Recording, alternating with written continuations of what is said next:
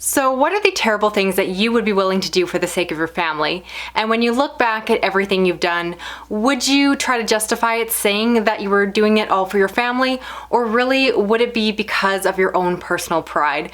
Those are some of the questions discussed in the Greenbone Saga, the fantasy series I'm going to be discussing today. As usual with these videos, I'm going to have the first part of the video completely spoiler-free, so if you haven't read the series yet, you can go ahead and watch.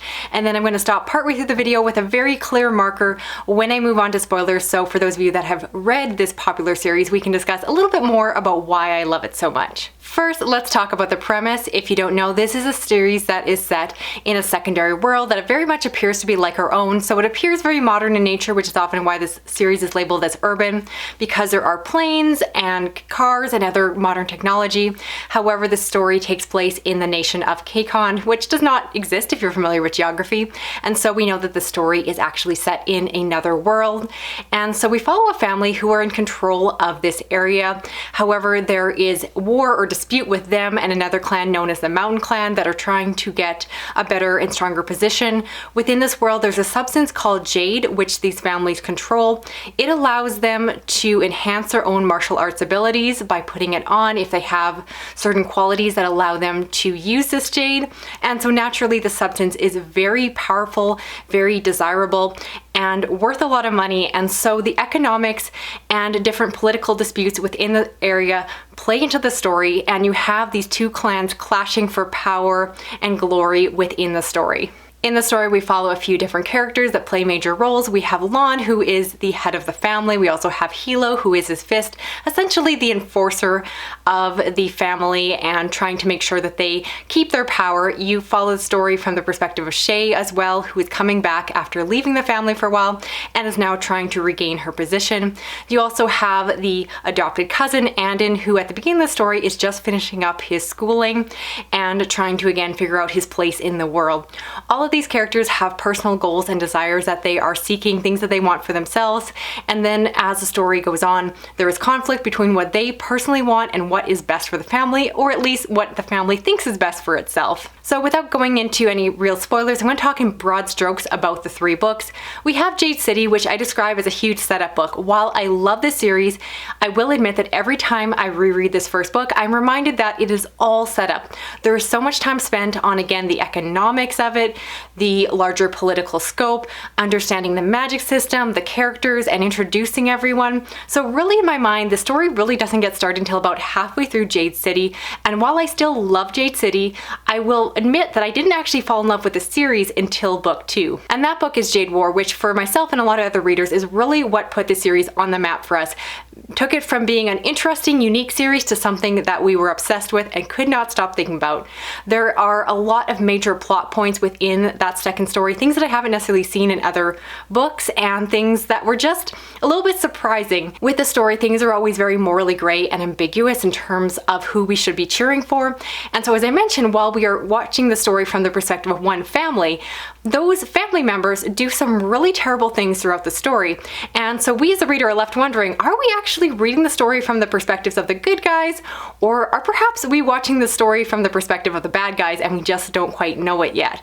And so what I love about Jade War is there's so much build to some certain events, and there are some things that are done where we as a reader are waiting to have the fallout of those consequences, which we know are coming, and we're waiting to see how it's all going to play out in the third book. So then we have the third and final book, Jade Legacy, and this, as the title suggests, is all about the legacy of the family. So this one shifts in time, we move forward and moves on to the next generation, the children of the characters I just mentioned, and you get to see how the family has grown and changed.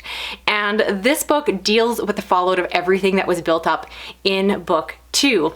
And so going into book 3, I will admit the first time I read it, while I liked the book, it didn't quite meet my expectations because I believe certain things were going to happen that did not necessarily come to pass, or at least not in the way that I expected them to. So that's really my whole premise with this series, is that for me, Fonda Lee appears to be setting up either a redemption story or a destruction story. And based off of what was happening in book 2, I was expecting a certain fallout. There are characters that do some despicable things, and I wanted to see them burned to the ground. I expected this book to be all about the comeuppance of the characters. And while terrible things happen to certain characters, while there are definitely consequences that happen, there are also times where the consequences don't necessarily happen or not in the way you would expect.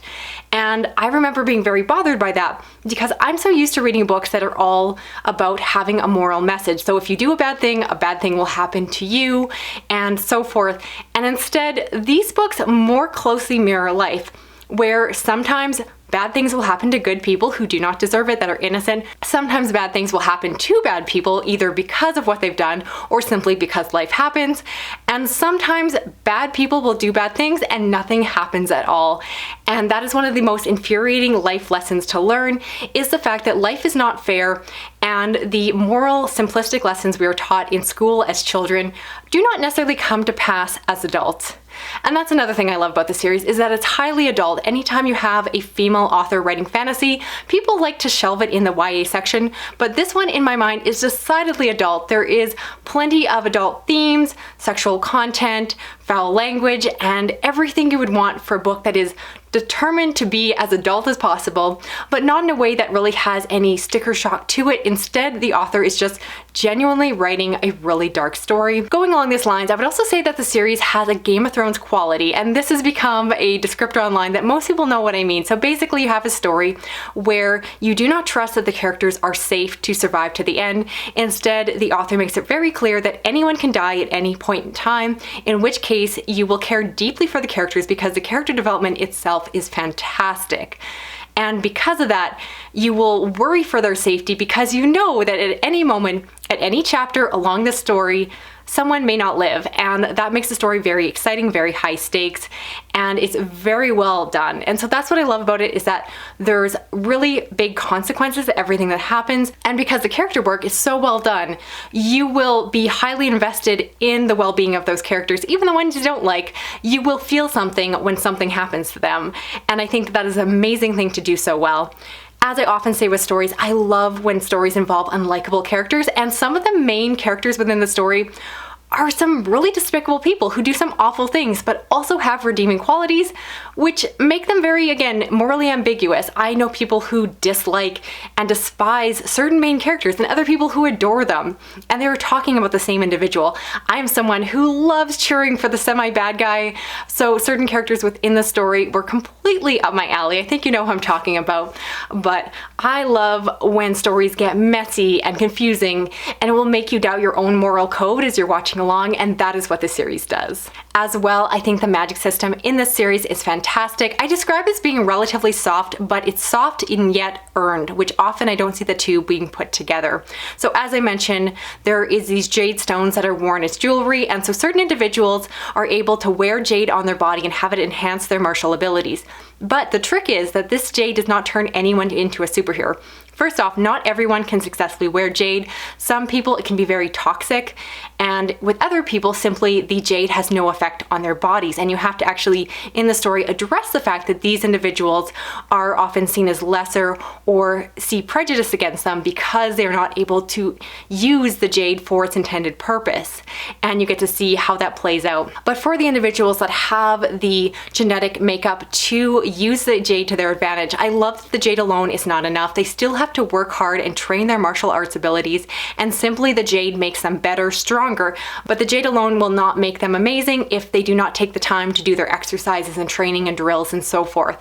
And so I love the fact that it's just not an easy out. It's not some ex machina where the characters just throw jade to another character and turn into some superhero. Instead, you see them working very hard, and again, it ties back into the fact that we don't know what's going to happen to the characters because the jade will make them stronger, but their enemies also have jade, and the matches, the fights are very close and dirty, and you don't know who's going to come out on top a lot of the time. So if you haven't read this series, I really hope you take the time to check it out. Hopefully I've teased and enticed you to do so, and I am going to move on shortly to spoilers. So before you click off this video, a few things to consider is it really helps me out if you give this video a thumbs up and drop a comment, whether it be a message or simply an emoji. It just lets YouTube know that you enjoyed the video, even if you're clicking off a little bit early, and also consider that you can mute the video, allowing me to get the extra watch time. But I'm gonna go and talk about spoilers here, so if you haven't read the book, you will want to click off now. So again, I'm gonna talk spoilers in 3, 2, 1, go. All right, we're officially talking spoilers, and I feel like I can't talk about this series without talking spoilers. I tried to record this video before, and it just doesn't work if I can't actually express what I'm talking about and have to talk in vague generalizations. So with the story, for me, the story again really kicks off in book 2, which is where I want to start talking spoilers. So 2 major events for me define that book. One being Shay's abortion, which for me, coming from a very conservative Catholic background, was shocking to read on the page. I think it's the only story I've read with an abortion storyline, specifically one where the character actually goes through with it.